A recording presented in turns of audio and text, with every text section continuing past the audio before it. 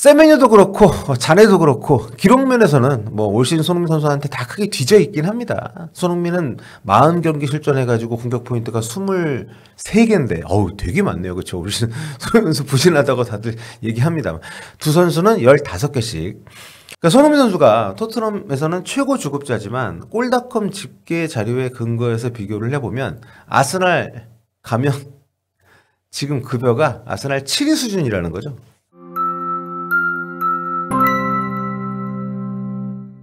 안녕하세요. 볼리티비 성혁입니다. 끝없이 이어지고 있는 손흥민 선수의 대체자 언급 보도가 계속해서 나오고 있습니다. 이번에도 새로운 선수의 이름이 좀 거론이 되고 있는데요. 뭐 많이들 알고 계시겠습니다만 지금 오늘 현재 좀 얘기 나오고 있는 건 이제 두 명입니다. 한 명은 본머스의 가나 국가대표 윙어죠. 앙투안 세메뇨고요. 또 한 명은 바이에른 뮌헨의 르로이 자네입니다. 영국 언론들이 꽤 많이 보도를 하고 있는데 재밌는 게 세메뇨 영입설은 이번에도 최초 출처가 스페인의 피차헤스예요. 여기 공신력이 꽤 좀 떨어진다고 알려져 있지만 여기서 나오는 얘기들이 영국으로 흘러 들어와서 확대 보도가 되는 경우들이 좀 많이 있는데 아무튼 이번에 손흥민을 대체할 선수다 이렇게 보도가 되고 있는 세메뇨는 최근 활약이 뭐 꽤 괜찮은 선수입니다. 트랜스퍼 마르크트 기준으로 보면 현재 몸값 가치가 3,500만 유로 정도가 되는 선수고요. 우리 돈으로 한 555억 원 정도 되더라고요. 계산해 보니까 이적료는 그보다 높을 텐데 현지 보도에서 예상하고 있는 세메뇨가 토트넘 갈 경우에 만약에 이적료가 어떤 정도면 이적이 될 거냐 한 1,300억 원 정도? 현재 가치보다 뭐 2배 훨씬 넘는 액수죠. 근데 그 정도 가치가 있는 선수일지 모르겠지만 뭐 요즘 이적 시장은 뭐 한두 팀 달라붙고 또 뭐 그러면 또 몸값이 막 천정부지로 치솟긴 하니까요. 반면에 르로이 자네 같은 경우는 이적료가 없습니다. 올여름 계약이 만료가 되는데 아직 재계약을 안 했기 때문에 만약에 이번 여름에 이적을 한다고 하면 이적료 없이 뮌헨을 떠나는 거고요. 현재 상태로 보면 뭐 그게 유력한 상황인데 올 시즌 이제 공격 포인트를 15개를 올리고 있습니다. 리그 뭐 챔피언스 리그 뭐 이렇게 해가지고 지난 시즌부터 내리막길이라는 얘기도 있긴 하지만 어쨌든 뭐 최근 5경기에서 공격 포인트 5개 기록하고 있고 약간 반등을 좀 했죠. 경험이 많은 선수니까 갈 곳은 뭐 많다고 봐야죠. 본인이 뭐 지금 받고 있는 급여를 고수할 가능성이 높고 더 많이 받을 수도 있을걸요. 아마 이번에 FA로 이적을 하게 되면 2020년에 맨체스터 시티를 떠나가지고 이제 바이에른 뮌헨으로 이적을 했습니다. 그때 이적료가 한 1,000억 원 정도 됐었는데 96년생이니까 아직 나이도 좋고요. 지금 이런 선수를 공짜로 데려갈 수 있다고 하면 정말 레비가 환장하고 달려들 만한 그런 조건의 선수이긴 합니다. 물론 나이가 좀 있긴 합니다만 그래도 그러니까 전성기긴 한데 토트넘의 최근 영입 기조로 봤을 때는 결코 어린 선수가 아니라는 거죠. 자, 앞서 언급한 세메뇨 같은 경우에는 지금 프리미어리그 상위권 팀들이 뭐 맨유, 아스날 뭐 여러 팀들이 달려들었다 이런 얘기가 돌고 있는데 아무튼 2000년생의 젊은 선수고요. 가나 국가대표라고 말씀드렸고 오른발잡이 윙어입니다. 근데 이제 양발을 두루 잘 써요. 올 시즌에 왼발로도 골을 꽤 넣었더라고요. 올 시즌 이제 리그에서는 28경기 7골 5도움. 그리고 컵대회 포함해서 모든 대회에서는 33경기 9골 6도움 공격 포인트 기록하고 있는데 이 친구가 보니까 굉장히 좀 터프한 그런 약간 뭐랄까 좀 둔탁한 느낌도 좀 있고 수비하고 압박하는 데 있어서 그래가지고 카드가 많습니다. 카드가 무려 9장이에요. 공격수인데 세메뇨도 그렇고 자네도 그렇고 기록면에서는 뭐 올 시즌 손흥민 선수한테 다 크게 뒤져 있긴 합니다. 손흥민은 40경기 실전해가지고 공격 포인트가 23개인데 어우 되게 많네요. 그렇죠? 올 시즌 손흥민 선수 부진하다고 다들 얘기합니다. 두 선수는 15개씩. 두 선수의 특징은 이제 2선을 다 볼 수 있다는 거고 주 포지션이 윙어인데 양쪽을 다 뛸 수 있다는 거. 손흥민 선수하고 좀 비슷한 면이 있는 선수들이긴 하죠. 세메뇨 같은 경우는 가나 대표팀에서는 왼쪽에 주로 뛰고요.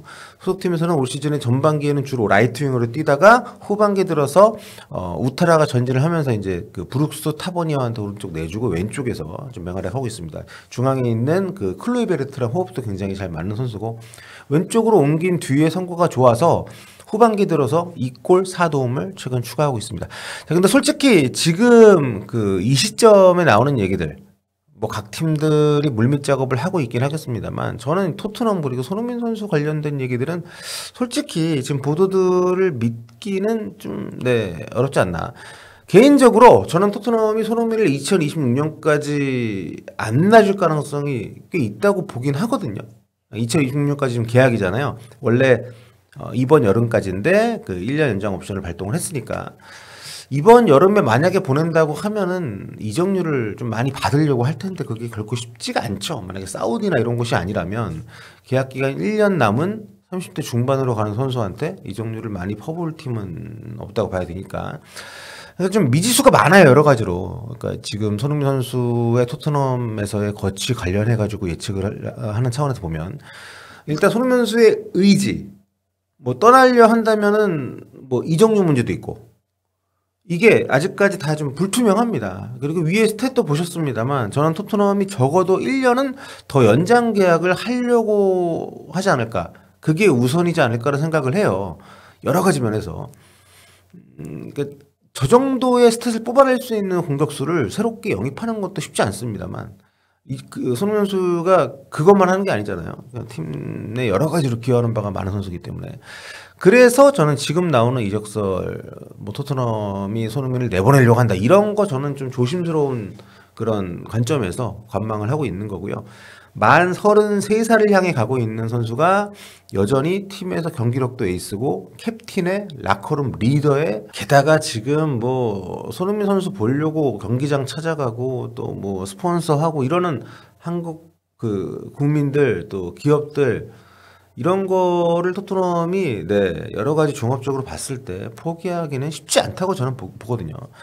게다가 감독까지 지금 내년에 어떻게 될지 모르는 다음 시즌까지 감독이 있을지 없을지 모르는 이런 불투명한 상황에서 팀 내에서 이런 비중을 차지하고 있는 선수의 거취를 벌써부터 내보내기로 결정을 했다? 대체자를 그래서 찾고 있다? 요거는 저는 좀 조심스럽게 봐야 되지 않나. 팀을 보강하기 위한 움직임 정도라고 보는 게 맞는 것 같고 자꾸 다들 뭐 손흥민 대체자고 손흥민 내보내기로 했다 이러는데 요거는 좀 핀트가 엇나간 게 아닌가 현재 상황에서는. 그리고 토트넘 같은 경우에 요거 굉장히 중요한 얘기인데요. 이적료는 크게 쓰더라도 선수들 급여는 좀 억누르는 방식으로 선수단 운영을 해왔단 말이죠. 그러니까 고정비를 많이 줄이는 방식으로. 그러니까 이 팀은 지금 고주급자를 처리해야 되는 압박이 거의 없는 팀입니다. 그러니까 뭐 전체적으로 보통 이제 이런 나이가 많은 팀의 최고 에이스인 선수 같은 경우에는 급여가 엄청 많기 때문에 그게 팀 입장에서는 장기적인 어떤 플랜을 세울 때 중요한 고려 요소가 되는데 이 팀은 그런 게 없어요. 지금 레비 회장이 그만큼 선수단 비용을 잘 관리를 해왔다는 건데 여기 보시면 고주급자 5명 명단이거든요. 꼴닷컴에서 이게 지금 보도한 기준입니다. 우리가 알고 있는 주급 연봉하고는 조금 다를 수 있는데 제가 비교군으로 지금 준비하고 있는 아스날 선수들의 급여도 같은 꼴닷컴에서 제시한 자료를 바탕으로 했기 때문에 그 기준으로 보신다고 봐주시면 좋을 것 같고요. 아무튼 꼴닷컴 기준으로 보면 주급이 토트넘에서 20만 파운드 넘는 선수가 단 한 명도 없습니다. 연봉도 1000만 파운드가 넘는 선수가 단 한 명도 없습니다. 야, 근데 베르너는 진짜 거의 없는 선수 수준인데 돈 많이 받네요. 아무튼 이게 진짜 엄청난 건데 이른바 뭐 탑6, 빅6에 드는 팀이라고 하지만 선수들 받는 돈의 규모를 보면 이 팀은 빅네임이 거의 뭐 없는 수준이에요. 라이벌 아스날 또 보겠습니다. 이게 아스날 같은 경우가 선수단 주급 탑7을 가지고 왔는데 해보시면은 연봉 1000만 파운드 넘는 선수만 6명입니다. 토트넘 빵명, 아스날 6명. 그러니까 손흥민 선수가 토트넘에서는 최고 주급자지만 꼴닷컴 집계 자료에 근거해서 비교를 해보면 아스날 가면 지금 급여가 아스날 7위 수준이라는 거죠. 그러니까 토트넘이 주로 하위팀 에이스나 아니면 빅팀에서 그 주전 경기 밀린 선수만 데리고 오잖아요. 빅팀 에이스는 거의 안 데려오는 이유가 있습니다. 그러면 급여 체계가 깨지니까 그걸 맞춰줄 수도 없고 맞춰줄 생각도 없고 맞춰주게 되면 지금 보세요. 여기 손흥민, 메디슨, 베르너, 뭐 로메로, 베르너는 빼더라도 뭐 클루셉스키 다 이 급여에 만족할 선수들이 전혀 아니기 때문에 아무튼 뭐 이런 상황이기 때문에 제가 볼 때는 토트넘이 손흥민 선수를 지금 내보내려고 애쓸 이유가 없습니다. 기량에 비해 헐값이죠. 불평 없죠. 성실하죠. 리더십 있죠. 아까 말씀드렸던 것처럼 뭐 마케팅적인 요소도 빼놓을 수 없고. 그리고 이런 주급 체계 맨 꼭대기에서 손흥민 선수 같은 이런 불평 없는 리더가 있기 때문에 이게 좀 눌러주는 효과도 있다고 좀 보거든요. 그렇기 때문에 여러 가지로 토트넘 입장에서는 지들이 제대로 대접을 안 해줘가지고 제가 전에 말씀드렸습니다만 토트넘이 손흥민 선수 재계약 때 좋은 조건 제시를 안 하고 뭐 질질 끌면서 합의가 안 돼가지고 결국에는 연장 옵션을 발동을 했다고 저는 좀 보는 쪽이기 때문에 주도권이 손흥민 선수한테 있다라고 본 거죠. 그래서 재계약 협상이 제대로 안 돼가지고 이 지경이 됐지만 그렇다고 또 손흥민 선수를 내보내려고 할 이유는 없다. 예. 그래서 지금 상황이라면 손흥민을 뭐 먼저 내보내려고 토트넘이 뭐 결단을 했고 뭐 이런 뉘앙스의 기사들은 적당히 가려 들으셔도 좋지 않겠냐. 네. 혹시 손흥민님이 나갈까봐 대비하는 차원일 수 있다라고 저는 보는 거죠. 오히려 네, 이런 여러 가지 상황들을 다 감안을 했을 때. 그래서 자꾸 손흥민하고 급이 안 맞는 선수들이 손흥민의 대체자로 거론이 된다고 기분 나빠하시는 분들이 있는데 그래서 그런 차원에서 좀 기분 상해하실 필요는 없지 않나 그런 말씀 드리면서 여기까지 마무리하도록 하겠습니다.